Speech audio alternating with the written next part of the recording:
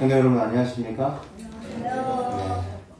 이 시간에 하나님의 은혜와 성령의 인도하심과 예수님의 그 사랑이 이 시간 우리 모두에게 충만히 임하기를 간절히 기도합니다. 왜 여호와의 성전이 아닌 솔로몬 성전이라 불려지는가? 이 주제에 대해서 살펴보고 재림을 기다리고 맞이할 저번 시간에 저번 안식일을 말씀드렸던 것처럼 재림 성도로서 예수님의 재림을 기다리는 백성이 아니라 성취하는 백성이다 라고 말씀드렸죠. 그래서 가만히 앉아서 그저 기다리는 것이 아니라 우리가 마땅히 해야 할 일을 해야 하는, 그러면서 예수님의 오심을 앞당기는 주님의 백성이 바로 재림 성도라고 말씀을 드렸습니다. 이어서 오늘 이 주제도 주님의 재림을 앞당기는 재림 성도로서 마땅히 우리가 너희는 너희의 몸이 성전이라는 것을 알지 못하느냐, 사도 바울을 통해서 말씀해 주셨던 것처럼 성소 제도를 통하여 왜 하늘의 식양대로 모세에게 성소를 이 지상에 만들게 하셨는지, 그리고 그 성소 제도를 통하여 그 성소 제도 안에 제사 제도를 우리들에게 주신 이유와 목적이 무엇인지, 그것을 그 부분에 대해서 오늘 살펴보지는 않을 것입니다. 다음 시간에 성소만 가지고 기회가 되는 그 시간에 다루도록 하고요. 오늘은 솔로몬이 왜 그렇게 타락할 수밖에 없었는가. 물론 나중에 그가 죽기 전에 회개하였지만 그가 충분히 하나님께서 주신 큰 복으로 세상에 하나님을 알릴 수 있는 귀한 시간이 있었음에도 불구하고 그 귀한 시간을 자기 자신을 위해서 사용할 수밖에 없었는가. 오늘 이 말씀을 통해서 알게 될 것입니다. 오늘 주신 말씀을 마음으로 받고 또 우리도 솔로몬과 같은 실수를 범하지 않도록 기도하면서 또 재림을 성취하는 주님의 백성이 되기를 간절히 소망합니다.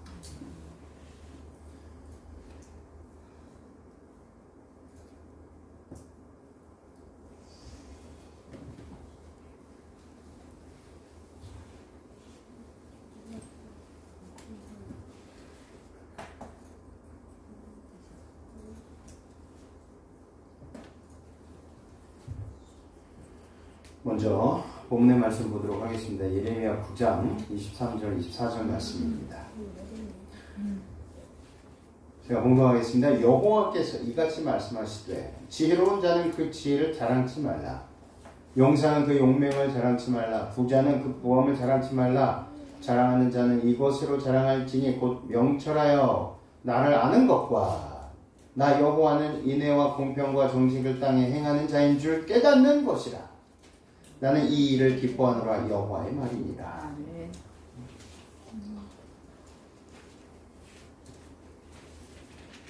자랑할 것이 있는데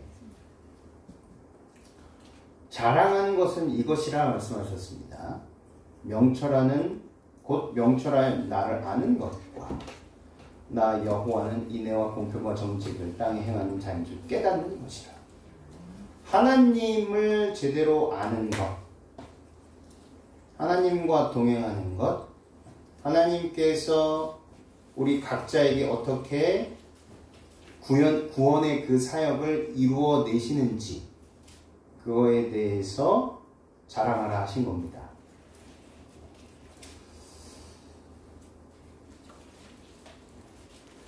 여호와 하나님께서 모세를 통해서 하늘 식양대로 이 땅에 지상 성소를 만들라 하셨지요. 너무도 잘 알기 때문에 그림으로 간단하게 이렇게 설명이 되어 있습니다. 성소 주제만 가지고도 몇 시간을 저희가 다뤄야 되거든요. 오늘은 이 성소에 대해서 다루는 그런 날이 아니기 때문에 이 도움을 드리기 위해서 잠깐 그림을 보여드리는 것입니다.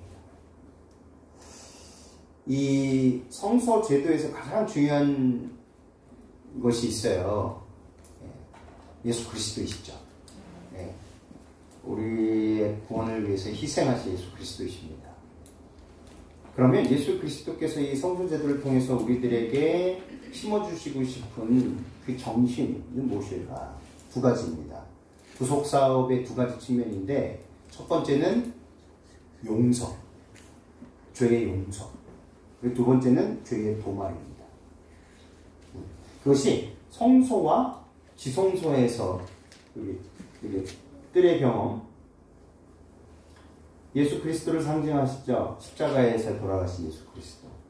그리고 성소의 경험은 예수님 오시기 전까지 우리의 삶입니다.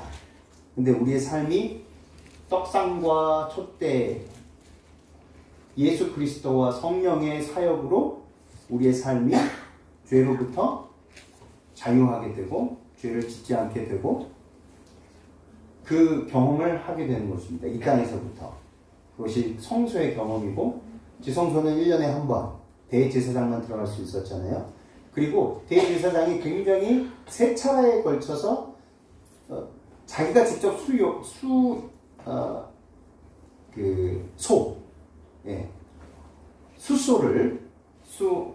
송아지를 구입을 해서 첫 번째로 들어가고, 처음에는 그 송아지를 준비하기 전에 먼저 이 향과 향로를 들고 지성소로 들어갑니다.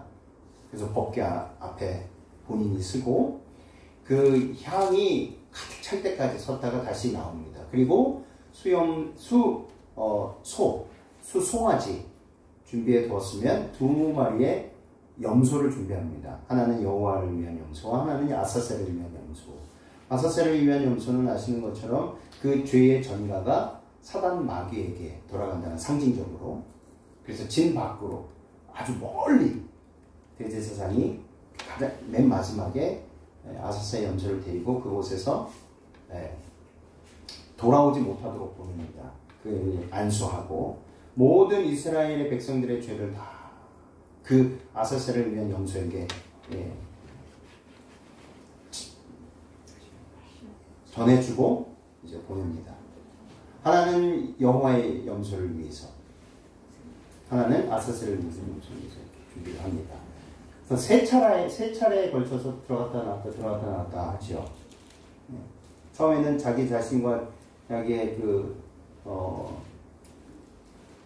자신과 또 가족들을 위해서 준비되었는가 안 되었는가, 그것을 보여주기 위하여 대제사장이 향로를 들고, 향과 향로를 들고 지성소로 들어가고, 두 번째는 이제 그 수송아지와 두 염소를 준비하여서 수송아지를 잡고 그 금 그릇에 피를 가지고 지성소로 들어갑니다.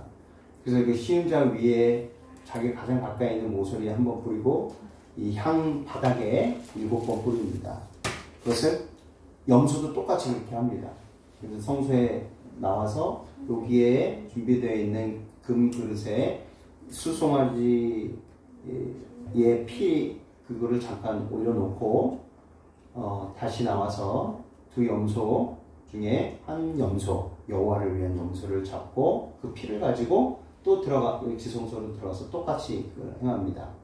그리고 나와서 이제 섞습니다. 수송아지와 염소의 피를 섞어서 다시 들어가서 이게 최종적으로 한번 7번 뿌리고 나와서 여기 이쪽에 나옵니다. 번지단에 나서 네 뿔에 바르고 다시 벽면에 7번 뿌립니다. 그리고 나서 아사셀의 염소를 데리고 진 밖으로 돌아오지 못하는 장소로 가서 보냅니다. 그리고 깨끗하게 옷을 다 입었던 그 하얀 그 세마포를 다 버리고 자기 또 목욕하고 진 안으로 들어옵니다. 목욕도 3번에 걸쳐서 계속 반복해서 합니다. 대제사장이. 그리고 피를 뿌릴 때도 손가락으로 다 집어넣었다가 손가락으로 전체로 이렇게 휘장 위에 1번 뿌리고 밑으로 7번 뿌리고 굉장히 복잡합니다. 이렇게 대제사장이 성소 봉사를 할 때 진 밖에서 요게 12지파들이 이렇게 있을 때 조용히 금식하고 기도합니다.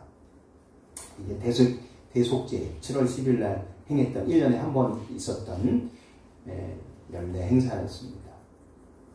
이 의미는 다 아실 것입니다. 네. 대속죄 곧 심판이 마치고 예수님께서 재림하시기 직전에 도말 사업을 마치시고 예수님께서 대제사장이신 예수님께서 이 지성소에서 나오시는 그때에 재림이 있게 되는 것을 다 알고 계실 겁니다. 성소 제도에서 가장 중요한 것, 아까 말씀드렸던 것처럼 예수 그리스도의 희생입니다. 그래서 백성들은, 제사장과 대제사장은 항상 이 백성들에게 이것을 알려줌으로 인해서 예수 그리스도의 희생을 늘 생각하게 했습니다. 뜰에서부터 범제단, 돌두멍, 또 성소와 지성소에 걸친 이 과정을 통해서 예수 그리스도의 희생만이 그분의 보혈의 피로써 정결함을 입는 그 구원의 과정을 끊임없이 바라보게 하셨다는 것입니다. 날마다 양을 직접 데리고 뜰 안으로 들어갈 때마다 백성들은 어린 양 되신 예수 그리스도의 희생만이 자신을 구원해 줄 수밖에 없다는 것을 배우는 것입니다. 이렇게 모세를 통해서 지상성소를 하늘의 식양대로 히브리서에 나와 있는 것처럼 하늘 성소가 있죠. 그런데 모세를 통해서 만든 이것처럼 똑같지는 않아요. 똑같은 게 아니고 여기에 상징하는 바 예수 그리스도께서 어떻게 구원을 이루시는지를 보여주시기 위해서 하늘에서 이 모양을 그대로 보여주신 것입니다. 그래서 이 모양대로 그대로 있을 것이다 라는 말을 하는 사람이 있고, 그렇지 않다, 이것은 우리가 이해할 수 있도록 해주신 것이다. 그러나 하늘에도 분명히 무엇이 있다? 실체가 있다. 실체가. 첫 번째는 실체 되신 예수 그리스도께서 성소시죠? 예수님 당신이 성소이십니다. 그런 의미로 이해하시면 될 것입니다. 그래서 우리가 이해할 수 있게 또 쉽게 또 설명해 주시기 위해서 하늘에서 이 모양을 그대로 모세에게 보여주시고 이 땅에서 만들 수 있도록 해주신 것입니다. 크기, 모양 다 가르쳐 주셨어요. 솔로몬에게 짓도록 한 성전이죠. 이게 사람입니다. 사람. 보이시나요? 이게 점들이 사람이에요. 그 엄청 큰 성전을 짓게 해주셨습니다. 그리고 그 안에는 금으로 된 지성소와 성소입니다. 대제사장의 모습이죠. 솔로몬이 하나님의 전을 건축할 때 사실은 솔로몬에게 그것이 이양됐음을 우리들은 말씀을 통해서 이해할 수 있습니다. 원래는 다윗이 여호와의 성전을 짓고 싶어 했습니다. 간절하게.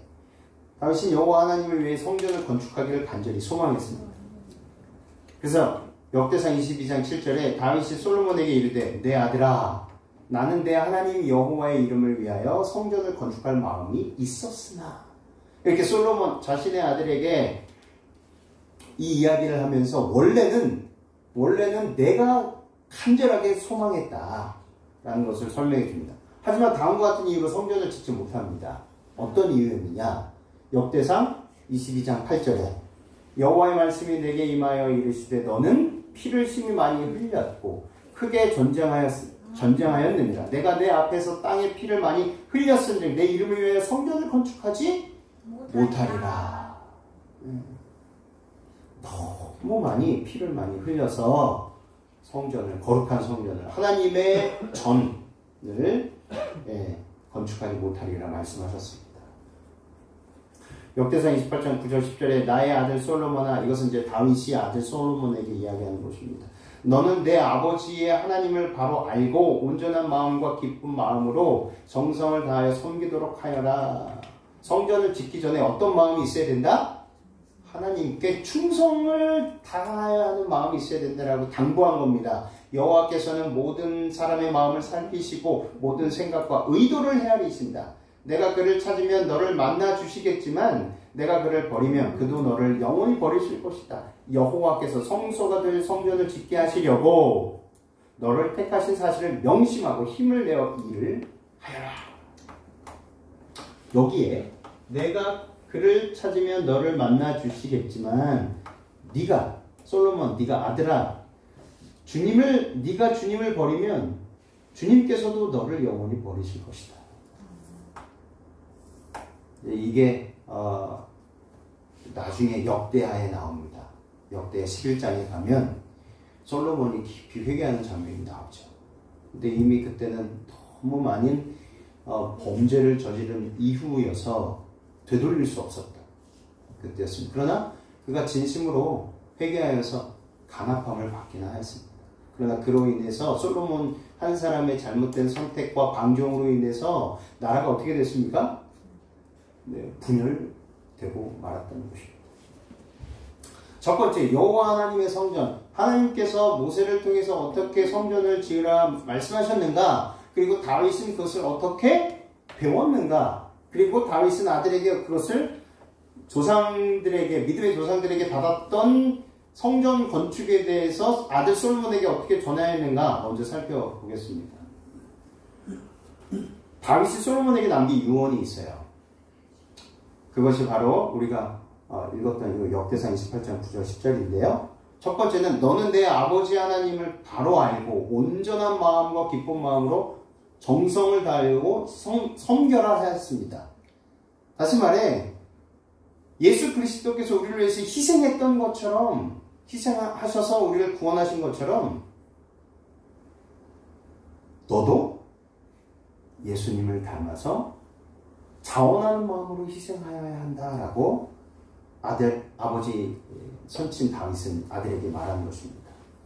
두 번째는 여호와께서 성소가 될 성전을 짓게 하시려고 너를 택하신 사실을 명심하고 힘을 내어 성전 건축을 하여라.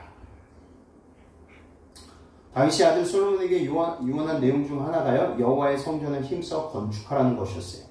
하나님께서 그것을 위해 솔로몬을 택하시고 이스라엘의 왕이 되게 하셨다라고 하셨어요. 성전 건축을 위하여 솔로몬을 택하셨다라고 하신 겁니다. 그냥 쓸데없이 솔로몬을 세운 게 아니고 성전 건축을 위해서. 그래서 정말 간절한 마음으로 성전을 짓고 싶었던 사람은 다윗이었지만 하나님께서 성전 건축을 위해 선택한 사람은 다윗이 아니라 누구였습니까? 솔로몬이었다는 것입니다. 그래서 때때로 우리가요, 교회, 지금 교회에서도 내가 막 이렇게 교회를 건축하고 싶은 마음이 들 때가 있어요.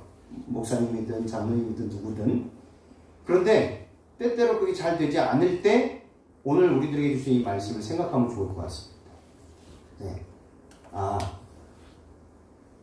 뿌리는 자, 심는 자, 또 거두는 자가 다르다는 것입니다. 네. 성령께서 우리는 뿌리고 성령께서 거두십니다. 그래서 때때로 실망이 들 때가 있어요. 나는 이렇게 하나님의 영광을 위해서 하고 싶은데 왜 나는 안 되는가? 이유가 있다는 것입니다. 분명한 이유가. 우리 자신이 하고 싶은 대로 다 되면 얼마나 좋을까요? 하나님의 뜻이 있고 하나님의 섭리가 있다는 것입니다. 그렇다고 해서 우리가 부족하거나 뭔가 잘못되어서 하나님께서 허락하시지 않는 게 아니라는 것입니다. 우리는 하나님의 구원 사역에 하나님께서 우리를 구원하시는 데 있어서의 그 사역의 퍼즐 한 조각이라는 사실을 잊지 말아야 한다는 것입니다. 그 성소가 구원의 청사진이잖아요. 구원의 청사진이란 말이에요. 어떻게 우리가 죄로부터 구원을 받는지에 대해서 알려주는 것이 성소입니다. 그러면 그 청사진이 퍼즐이라고 생각하면 그 퍼즐의 조각이 바로 우리 한 사람 한 사람이라는 거예요. 그러니까 어떤 조각은 이런 역할을 하고 어떤 조각은 이런 역할을 하고 어떤 조각은 또 다른 역할을 하는 거예요. 다 다른 사람이 하는 것을 나도 하고 싶다. 물론 마음은 그럴 수 있지만 하나님께서 허락하지 않는다면 거기에서 멈춰야 된다는 것입니다. 그런 교훈을 우리에게 주십니다. 성전을 건축하는 것도 중요한 일이지만 다윗은 아들 솔로몬에게 열심히 성전을 건축하는 것보다 더 중요한 것을 먼저 말했습니다. 그게 무엇입니까? 하나님 아버지의 마음을 뭐하라? 알고. 그러니까 하나님의 뜻을 헤아려라 라는 것입니다. 하나님께서 모세에게 그 성소를, 지상 성소를 짓게 하시기 위해서 모든 것을 다 알려주셨죠. 예, 그냥 갑자기 성소 지어 라고, 알아서 지어라고 하지 않으셨어요. 예, 크기, 모양, 또 거기에 쓰일 재료들 알려주시고, 또 제사제도를 통해서 어떻게 역할 분담을 해야 될지를 다 알려주셨습니다. 하나부터 열까지 아주 철저하게. 예. 하나님께서 솔로몬에게 성전을 건축하라고 명령하신 이유는 건물을 지어달라는 게 아니었습니다. 하나님께서 솔로몬에게 성전을 건축하라고 명령하신 것은 온전한 마음으로 하나님을 섬기라는 것이었어요. 예수 그리스도께서 어린 양 되시고 대제사장 되심으로 우리를 위해서 희생하신 것처럼, 우리를 먼저 섬기셨던 것처럼 그분의 정신으로, 그분의 마음으로, 예수님의 마음으로 똑같이 섬겨라. 그래야 만 백성이, 너희들 이스라엘 백성을 바라보고 있는 주위에 있는 만 백성이 그 놀라운 은혜를 보고서 여호와 하나님을 발견하고 믿고 구원의 반열에 참여할 수 있을 것이다. 그 뜻이 들어가 있는 것입니다. 역대상 28장 19절 우리가 읽었던 이 성경처럼요, 다윗이 솔로몬에게 건축할 성전의 설계도와 성전에 필요한 모든 그릇의 양식을 설명하고 각 기구들의 무게와 용도까지 설명해주는 내용입니다. 중요한 것은요, 누가 성전을 설계했는가 하는 것입니다. 출애굽기에 나오는 성막의 설계도를 하나님께서 모세에게 주신 것처럼 솔로몬의 성전의 설계도 역시 하나님께서 다윗에게 주셨다는 것입니다. 설계도를.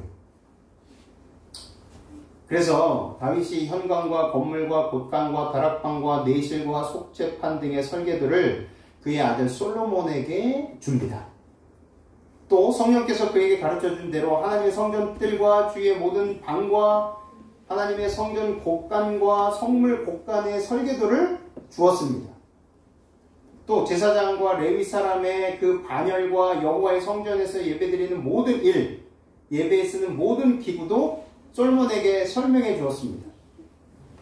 또 모든 예배에 쓸 여러 금 기구를 만드는 데 필요한 금의 무게와 모든 예배에 쓰는 여러 은 기구를 만드는 데 필요한 은의 무게와 또 금 등잔대와 금 등잔의 무게와 각 등잔대와 그 등잔의 무게와 은 등잔대도 마찬가지로 각 등잔대와 그 등잔의 무게를 그 등잔대의 용도에 따라 정확하게 알려주셨어요. 아주 섬세하게 하나도 빠짐없이 그 무게까지 대단하지 않습니까?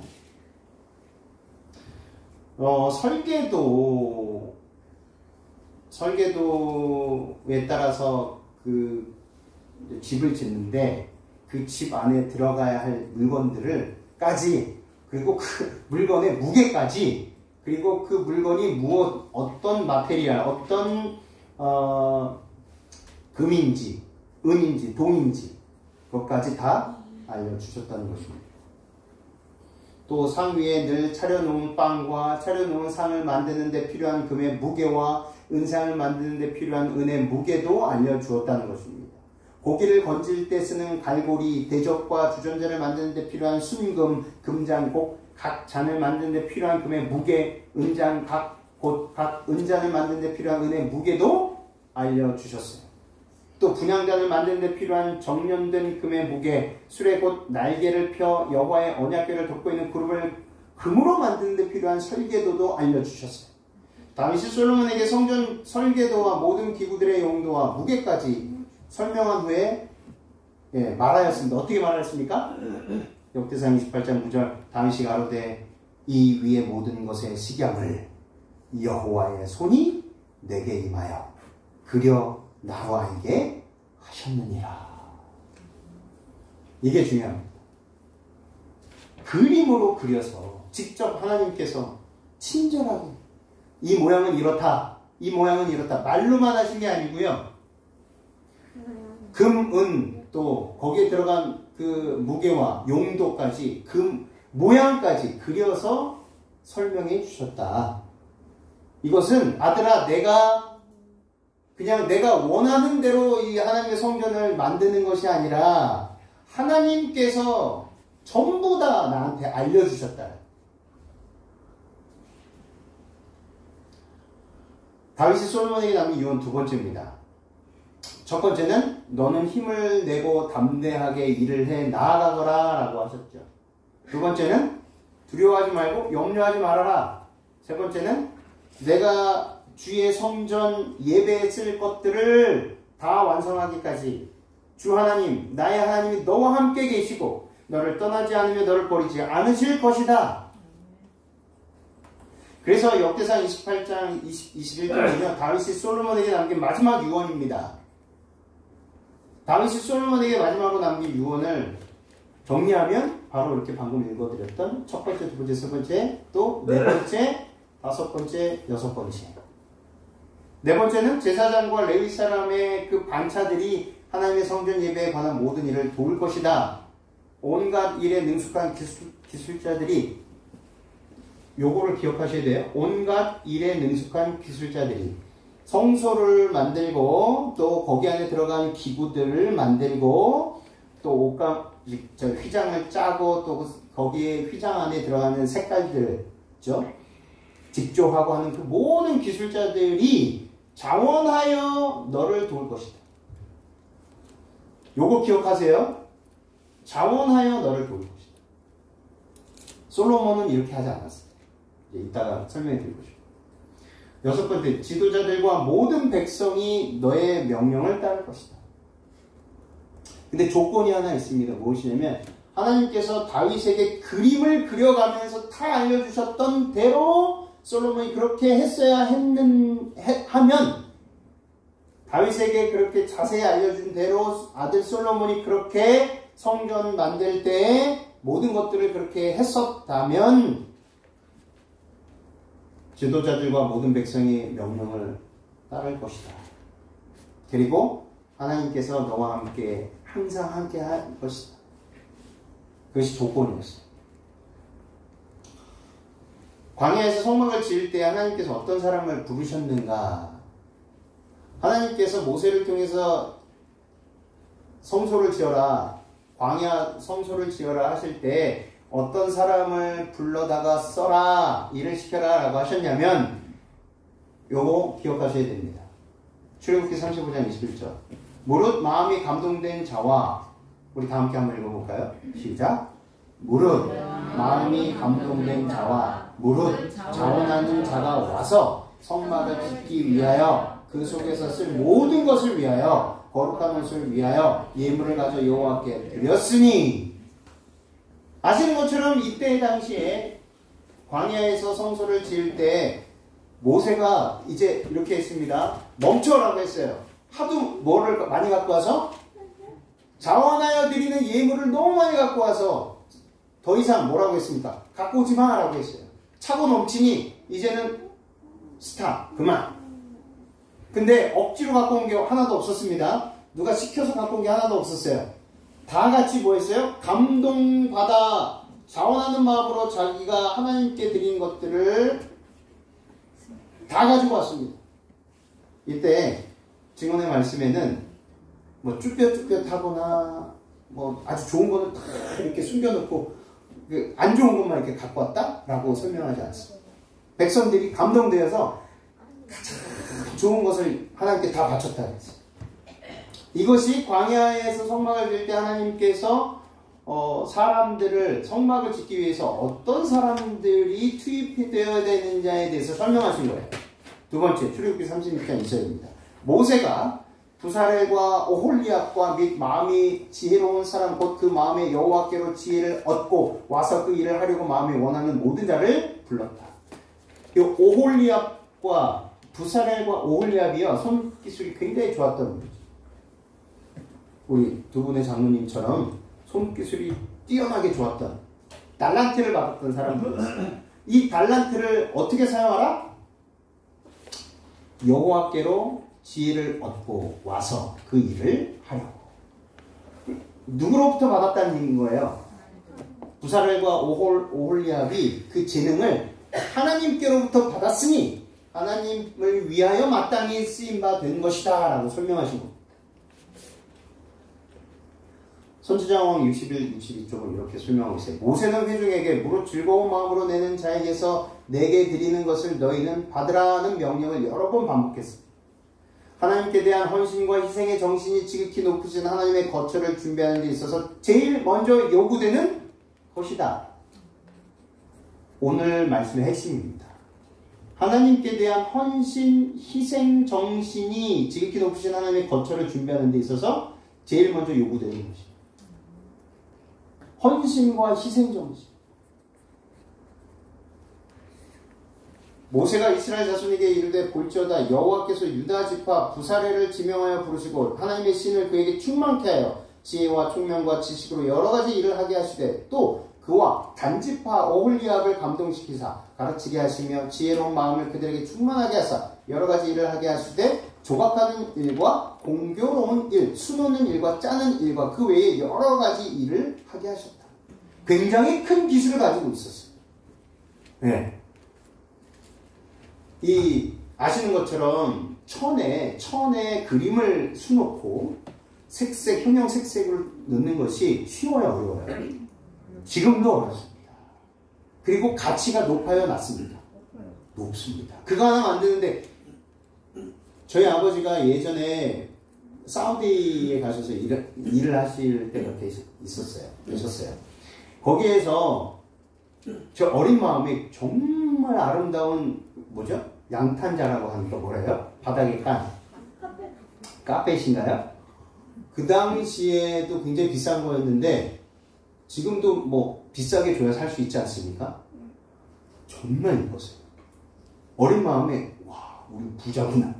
그거 하나 보고 부자구나라고 생각을 할 정도로 어떻게 사람이 이렇게 만들 수 있을까 할 정도. 그런데 성소 겉에는 해달의 가죽으로 아주 진한 회색으로 덮게 하셨어요. 일부러.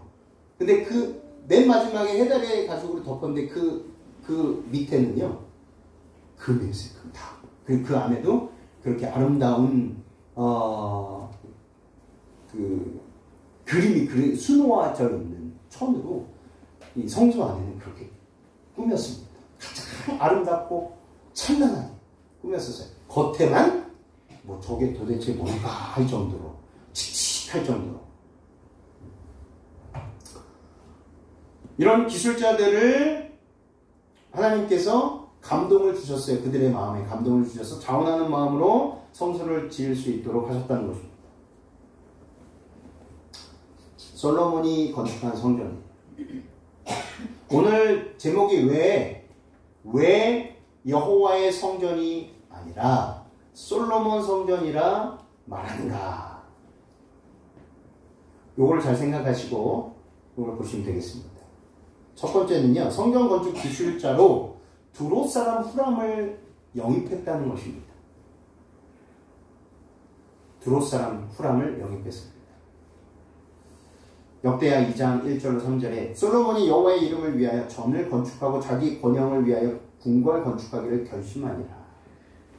이때만 해도요, 솔로몬이 정말 아버지, 그 선친 아버지 다윗의 그 유언에 따라서 하나님께서 만들려고 하는 그 식양대로 이제 만들려고 하는 마음이 있었습니다. 근데 안타깝게도 성전보다 자기의 궁궐을 짓는 시간이 2배 더 많이 걸렸어요. 그만큼 자기의 궁궐을 위해서는요 시간을 더 많이 투자했다는 10년 이상을 투자해서 자기 궁궐을 지었어요. 아무튼 이 성전을 이때까지만 해도 다윗의 마음속에는 하나님께 대한 충성이 있었습니다. 그렇죠. 여호와의 이름을 위하여 전을 건축하고 이때까지만 해도 마음에 교만이 없었어요. 읽어보겠습니다. 솔로몬이 이에 담군 7만과 산에 올라 작벌할 자 8만과 이를 감독할 자 3,600을 뽑고 사자를 두로왕 후람에게 보내어 이르되 당신이 전에 내 부친 다윗에게 백향목을 보내어 그 거할 궁궐을 건축하게 한 것과 같이 내게도 그리하소서. 여기까지는 큰 문제가 없는 것처럼 보입니다. 또 13절 14절 내가 이제 공교하게 총명한 사람을 보내오니 전에 내 부친 후람에게 속하였던 자라. 이 사람은 단의 여자 중 한 여인의 아들이요. 후람이 누구의 아들이었다고요? 후람이 단지파의 오홀리압의 자손이었어요. 후람이. 근데 어디에서 살합니까 지금은? 두로. 이방신이 가득한 그 땅에서 나고 자라고 있었다는 거예요. 그래서 부모의 그 손기술을 이어받아서 이제 솔로몬 왕의 요청에 따라서 그 두로왕 역대하에는 후람이라고 나오고 열왕기상에는 히람이라고 나와요. 똑같습니다. 근데 그 동명이인이에요. 왕과 이 기술자가 이름이 똑같아요. 후람이에요. 둘 다 후람인데 이 후람 왕이 우리 두로에서 같이 사는 너희의 족속인 이스라엘의 단지파의 오홀리압의 자손이 있다. 그 자손이 누구였느냐? 후람인데 내 이름이랑 똑같은 후람인데 그 친구가 아주 기술이 좋다. 그러니 그 친구를 보내겠다라고 하는 내용입니다.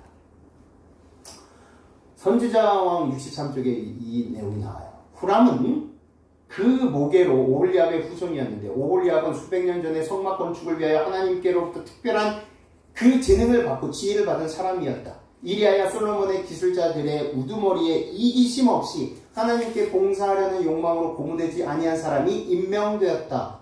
왜 그럴까요?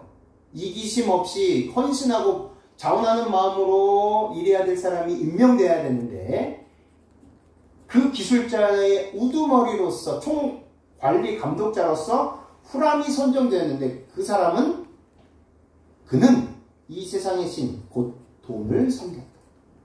그의 몸의 모든 섬유질은 이기심이란 원자로 짜여 있습니다. 후람은 그의 특별한 기술을 구실로 높은 보수를 요구하였다. 일당을 더 많이 쳐달라고 한 거예요. 만약에 지금 예를 들어 기술자 요새 한 2, 30만 원 하나요? 일당이? 예를 들어 한 기술자가 30만 원이라고 친다면 그 2배를 요구하는 것입니다. 나는 60만 원을 받아야 일할 수 있습니다. 하나님의 성전을 짓는데 이렇게 요구를 한 것입니다. 그의 마음속에 품었던 그랬던 원칙들을 차츰 그의 동료들이 받아들이게 되고 그들은 날마다 후람과 함께 일하는 동안 그의 품삯과 자기들의 품삯을 비교하는 경향에 빠졌으며 그들이 하는 공사의 성스러운 성격을 망각하기 시작했다. 극기의 정신이 그들을 떠나고 그 대신 탐욕의 정신이 그 자리를 차지하게 되었다. 보세요. 솔로몬이 가장 먼저 실수한 부분이 무엇이었습니까? 두로 왕과 함께 협약한 거예요. 두로와 함께 협약을 맺어서 물론 아버지 다윗과 협약을 맺었던 기억을 하고서 근데 좀 다른 부분이었죠. 다윗은 하나님의 성전을 짓기 위해서 이 솔로몬은 선친 아버지가 하나님께로 받은 그 유언대로 하지 아니하고 가장 먼저 두로 왕에게 도움을 요청했습니다. 기술자를 보내주시오. 그리고 어떤 요구를 하든지 내가 다 들어주겠어. 그것이 관철된 것입니다. 그래서 하나님의 거룩한 성전을 짓는 데 있어서 잘못된 정신, 극기와 희생의 정신이 사라지고 탐욕의 정신이 들어와 버리게 된 것입니다. 그로 말미암아서 어떻게 됐습니까? 이스라엘 백성들도 그 탐욕의 정신에 물들어서 똑같이 왜 후람에게는 높은 임금을 주고 우리한테는 뭐 임금도 주지 않으려고 그러십니까? 완전히 어떻게 됐습니까? 처음에 자원하여 드렸던 백성들의 정신이 이제는 탐욕의 정신으로 바뀌어지게 된 것입니다. 그래서 솔로몬의 성전이 왜 사람들에게 주위 나라 나라 왕들에게 주위 나라 백성들에게 여호와의 성전이 아니라 저것은 솔로몬의 성전이다 라고 불려질 수밖에 없게 된 것입니다. 그 결과로 그들은 높은 임금을 요구하게 되었고 그것은 관철되었다. 이렇게 시작된 나쁜 감화가 여호와께 봉사하는 각 부분의 사업에 미쳐서 온 나라에 퍼지게 되었다. 요구에서 받게 된 높은 임금은 많은 사람들에게 사치와 방종에 빠질 수 있는 기회를 주었다. 가난한 자들은 부자들에게 압박을 당하게 되었고 자기 희생의 정신은 거의 잃어버리게 되었다. 왜 하나님께서 모세를 통해서 이 광야 지상성소를 지을 때에 가장 중요한 게 희생정신인지를 알려주셨는지, 어떤 결과 때문에요? 가난한 자들은 부자들의 압박을 당하게 되었고 자기 희생의 정신은 거의 사라졌는데 높은 임금은 많은 사람들에게 사치와 방종에 빠지는 기회를 주었고 사치와 방종과 그리고 가난, 특별히 돌봐야 될 사람들을 제대로 돌보지 않는 결과를 낳을 수 있기 때문에 반드시 자원하는 마음과 희생정신으로 하나님의 전을 건축하여야 된다라고 그렇게 말씀하십니다. 지금 교회 또 어떻습니까? 교회 안에 자원하는 희생정신이 없이 내가 무엇인가를 내가 교회를 위해서 이런 헌신을 했으면 교회로부터 난 이거를 받아야 돼 라는 마음을 갖는 순간 우리는 똑같은 고대 이스라엘 고대 솔로몬 왕이 실수했던 이 누를 범하게 되고 그 한 사람의 실수로 인해서 만 백성들이 어떻게 됐습니까? 모든 백성들이 방종에 빠지고 특별히 돌봐줘야 할 가난하고 헐벗고 병들고 장애로 인해서 신음하는 그 백성들을 돌볼 수 없는 지경에 빠지게 만들었다는 것입니다. 두 번째, 솔로몬은 언제부터 자신을 신뢰하게 되었을까요? 그렇다면 왜 그는 그 두로왕 후람에게 가서 기술자를 보내달라고 그 실수를 범하게 됐을까요? 열왕기상 3장 1절로 3절입니다. 솔로몬이 애국왕 바로로 더불어 인연을 맺어 그 딸을 취하고 데려가서 다윗성에 두고 자기의 궁과 여호와의 전과 예루살렘 주위의 성이 피력되기를 기다리니라. 그때까지 여호와의 이름을 위하여 전을 아직 건축하지 아니하였으므로 백성들이 산당에서 제사하며 솔로몬이 여호와를 사랑하고 그 붙인 다윗의 법들을 행하되 오히려 산당에서 제사하여 분향하였더라. 이때까지만 해도요, 솔로몬이 여호와를 사랑하고 그 붙인 다윗의 법들을 행하였다. 이때까지만 해도 솔로몬의 마음 가운데는 여호와 하나님을 향한 그 헌신이 있었습니다. 근데 안타깝게도 애국왕 바로로 더불어 화친을 맺고 인연을 맺어 딸을 자신의 아내로 취하였습니다. 700과 300, 1000명의 아내가 있었죠. 1000명의 아내가 있었어요. 근데 그때까지만 해도 솔로몬이 이것이 정당하다라고 생각을 했어요. 하나님을 위한 일이라고 생각을 했어요. 여기 레위기 17장 3, 5절에 보시면 무릇 이스라엘 집에 누구든지 소나 어린 양이나 염소를 집 안에 잡든지 집 밖으로 잡든지 먼저 회막문으로 끌어다가 여호와의 장막 안에서 여호와께 예물을 드리지 아니하는 자는 피 흘린 자로 여길 것이라. 그가 피를 흘렸은즉 자기 백성 중에서 끊쳐지리라. 그런즉 이스라엘 자손이 들에서 잡던 희생을 회막문 여호와께로 끌어다가 제사장에게 주어 화목제로 여호와께 드려야 할 것이요.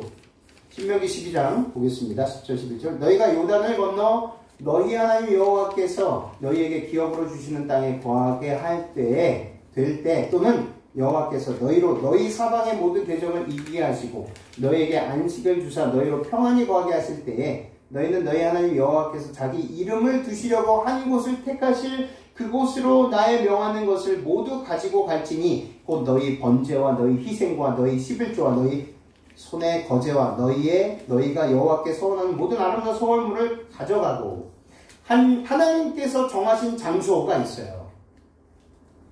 그곳으로 가져오라고 하셨어요. 근데 솔로몬은 어디에서 제사를 드렸습니까? 아직 성전이 짓기 전이었기 때문에 우상을 숭배했던 장소인 산당에서 여호와를 위해서 예배를 드렸습니다. 백성들도 그렇게 했어요. 근데 하나님께서 그것을 죄악으로 이때까지만 해도 죄악시 여기지 않으셨습니다. 하지만 우리는 모세를 통해서 레위기와 신명기를 통해서 하나님께서 지정한 장소에서 하나님께 제사를 드릴 제물을 가지고 와서 드리라 라고 하는 것을 우리는 잘 알고 있습니다. 그러나 이때까지만 해도 성전이 준비되지 않았기 때문에 죄악시 하지 않았지만 문제가 발생하게 돼요. 그래서 산당에서 희생제사를 드리지 못하도록 금한되는 두 가지 이유가 있었습니다. 첫 번째는 이스라엘 백성들을 그 땅에 타락한 우상숭배가 행하여지는 곳에 가지 못하게 하기 위함입니다. 보면 어떻게 됩니까? 마음이 녹습니다. 사람이 환경을 지배해야 되는데 우리는요 환경이 지배를 받습니다. 우리의 성향. 두 번째는 거짓된 예배가 생겨날 수도 있는 여호와의 인가를 받지 않는 성소의 난립을 방지하기 위해서입니다. 이곳에서 예배 드려도 된다고 생각하면요. 하나님께서 명하지 않는 그런 곳에 가서 예배를 막 드려도 된다고 생각을 하는 거예요. 네. 나이트클럽에 가서 예배 드릴 수 있습니까? 술집에 가서 예배 드릴 수 있어요? 안 됩니다. 하나님께서 지정한 곳에 가서 예배를 드려야 돼요. 우리가 예배 장소를 이렇게 꾸미는 이유가 무엇입니까? 왜 최선을 다해서 정숙하고 거룩하고 또 하나님의 임재를 고대하면서 드려져야 할 예배이기 때문에 최선을 다해서 우리가 재해석하여 고대 성소를 재해석해서 교회를 꾸미는 것입니다. 이거는 너무도 잘 알고 있는 내용이에요. 맹모 삼천지교. 맹자의 어머니가 맹자의 교육을 위해 3번이나 이사를 한 가르침이라는 뜻으로 교육에는 주의 환경이 중요하다는 가르침을 이루는 말입니다. 마찬가지로 하나님께서는 당신을 섬기기 위해서 지정된 장소를 알려주시고 그곳에서 당신을 섬기기를 원하세요. 맹모 삼천지교처럼 그만큼 보고 듣고 하는 것이 중요하기 때문에 그렇습니다. 맹자도 맹자의 어머니도 맹자를 잘 키우기 위해서 어떻게 했습니까? 더 좋은 환경으로 옮겼죠. 선지전 53쪽입니다. 기호는 무엇입니까? 즐기고 좋아하는 것입니다. 내가 즐기고 좋아합니다. 기호가 이성보다 우세하고 자신감이 더해감에 따라 솔로몬은 여호와의 목적을 자신의 방법으로 수행하고자 하였다. 이게 중요했어요. 왜 솔로몬이 바로 애국과 화친을 맺고 바로 왕과 화친을 맺었는지, 그리고 바로 왕의 딸들과 결혼하여서 그는 선교하려고 했는지, 그것이 하나님의 영광을 위해서 합한 것이다, 합당한 것이라고 생각했는지 선지자 왕은 이렇게 이야기하는 것입니다. 자신감이 더해감에 따라 솔로몬은 여호와의 목적을 자신의 방법으로 수행하고자 했다. 그는 이웃 나라들과 정치상, 상업상 동맹을 체결함으로 그 나라에 참 하나님에 관한 지식을 전할 수 있으리라고 생각하고 차례차례로 이 나라들과 성스럽지 못한 관계를 맺었다. 때때로 이러한 동맹이 이방 공주들과의 결혼으로 조인되었다. 그리하여 그는 이웃나라 백성들의 관습을 따르기 위하여 여호와의 명령을 버렸다. 솔로몬은 그의 지혜와 모본의 힘이 그의 아내들을 우상 숭배에서 참 하나님을 섬기도록 인도할 것이며, 이렇게 체결된 동맹은 주위에 있는 열국들로 이스라엘과 긴밀한 접촉을 갖게 할 수 있다고 자만했다. 이 얼마나 헛된 희망인가. 자기 자신이 이교 동맹자들의 감화를 저항할 만큼 충분히 강하다고 생각한 솔로몬의 과오는 치명적이었다. 자기는 하나님의 율법을 무시하면서 다른 사람들을 그 거룩한 계명들을 존중하고 순종하게 하려는 소망은 일종의 기만이었고 매우 치명적이었다. 왕이 이교도의 나라들과 맺은 동맹과 상업상 거래는 그에게 이 세상의 명성과 영광과 부를 가져왔다. 왜 여호와의 성전이 아닌 솔로몬의 성전이라 일컬어지게 되었는가? 열왕기상 8장 43절, 주는 계신 곳 하늘에서 들으시고 무릇 이방인이 주께 부르짖는 대로 이루사 땅의 만민으로 주의 이름을 알고 주의 백성 이스라엘처럼 경외하게 하옵시며, 또 내가 건축한 이 전을 주의 이름으로 일컫는 줄을 알게 하옵소서. 우리는 열왕기상 8장 43절에서 이 대목에서 내가 건축한 이 전을, 왜 선지자왕에서 이야기했던 것이 이해가 되는 것입니다. 내가 건축한 이 전, 내가 침례 베푼 이 사람, 내가 선교한 이것을 내가 계획하여서 10명, 20명 교인이 되게 만들었는데,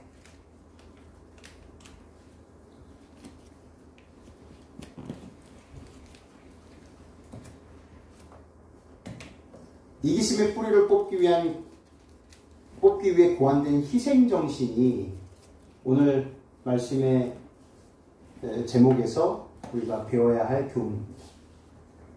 이기심의 뿌리를 뽑기 위해 고안된 희생정신. 성소를 건축하게 하시기 위해서도 이 정신을 심어주시기 위해서 성전 건축을 허락하셨고, 또 지금 예수님 재림을 기다리고 또 성취에 나아가는 우리들에게도 우리 자신이 성전이 아니겠습니까? 이 교회가 성전입니다.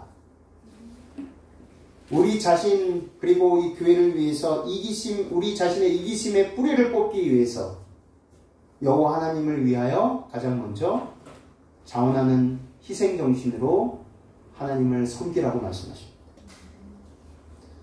선지자왕 70쪽, 솔로몬 시대에 이스라엘 나라는 남북으로는 하맛에서 애굽까지, 동서로는 지중해에서 유브라데까지 확장되었다. 이 지역을 통하여 세계 무역에 많은 천연 통로가 뻗어 있어서 먼 나라의 대상들이 끊임없이 왕래하였다. 그러므로 솔로몬과 그의 백성들에게는 온 세계 각 나라에서 온 사람들에게 만왕의 왕의 품성을 나타내고 그들에게 하나님을 공경하고 순종하도록 가르칠 기회가 주어졌다. 온 세상에 이 지식이 전파되어야 하였다. 하나님께서 쓸데없이 팔레스타인 땅 이스라엘 나라를 왜 그곳에 이스라엘을 택하시고 왜 그곳에 정착하게 하시고 살게 하셨는지 그 목적이 분명하다는 것입니다. 남쪽으로는 아프리카 쪽이에요. 동쪽으로는 아시아 쪽이에요. 북쪽으로는 유럽 쪽입니다. 온 지구에 사는 백성들이 그곳으로 통할 수 있는 통로에 다 그 백성들이 정착하고 교회를 세울 수 있도록 하셨습니다. 그리고 아름다운 성전을 짓게 하셔서, 솔로몬을 통해서 아름다운 성전을 짓게 하셔서 만 백성들이 이 상업적인 일로 인해서 그곳을 통과할 때 휘황찬란한 그 성소를 보고 이것은 솔로몬의 성전이 아니라 여호와 하나님의 성전이니라. 솔로몬이 만 왕국에 뛰어난 왕이 된 것이 솔로몬의 지혜로 된 것이 아니라 만왕의 왕이요 만주의 왕인 여호와 하나님에 의하여 세우심을 받은 것이다 그 목적을 위해서 솔로몬에게 성전 건축을 짓게 하신 것입니다. 우리는 선지자왕 70병을 통해서 그것을 다시 한번 확인하게 됐습니다.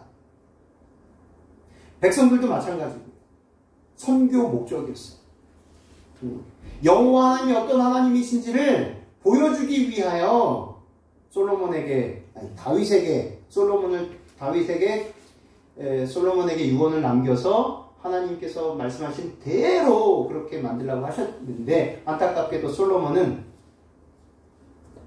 처음부터 하나님께서 주신 지혜와 그 능력을 어떻게 썼습니까? 안타깝게 자신의 능력으로 해보려고 시도한 것이 결국은 그가 탐욕적이고 아주 이기적인 사람으로 변하게 되었다는 것입니다. 그것은 결국 그의 지혜와 번영이 그를 안타깝게 교만한 사람으로 만들어버리고 말았습니다. 오늘 저는 말씀을 정리하면서 가롯법은 기배역 1권 228쪽, 우리는 오직 그리스도를 통하여서만 하나님의 자녀가 될 수 있다. 당신을 믿는 모든 사람들에게 주님께서는 하나님의 아들들이 될 수 있는 능력을 주신다. 이리하여 심령이 살아계신 하나님의 성전이 되는 것이다. 남녀들이 거룩한 성품의 참여자가 되게 하기 위하여 그리스도께서 인성을 쓰셨다. 오늘 솔로몬의 그 잘못된 선택과 실수로 인해서 세상 사람들에게 하나님의 성전이라 불려져야 되는데 솔로몬의 성전이라 불려지게 된 이유를 알게 되었습니다. 우리 교회가 어떤 목사의 교회가 되지 않기를 소망합니다. 어떤 장로의 교회가 되지 않기를 소망합니다. 어떤 집사의 교회가 되지 않기를 소망합니다. 이 교회는 하나님이 직접 세워주신 교회입니다. 그리스도의 몸된 교회, 그리스도의 보혈의 피로 그 값으로 산받은 교회가 바로 제7안식일 예수 재림교회이며 이 교회를 통해서 마지막 사업을 이루실 것입니다. 그것을 잊지 않게 되시기를 바라고, 무엇보다 우리는 하나님의 성전으로서 가장 먼저 자원하는 마음으로 하나님께 희생하고 섬겨야 하는 자로서 늘 하나님을 그 마음으로 희생정신으로 하나님을 섬기게 되시기를 바라며, 교회를 그렇게 섬기게 되시기를 바라며, 이웃을 그렇게 섬기게 되시기를 바랍니다.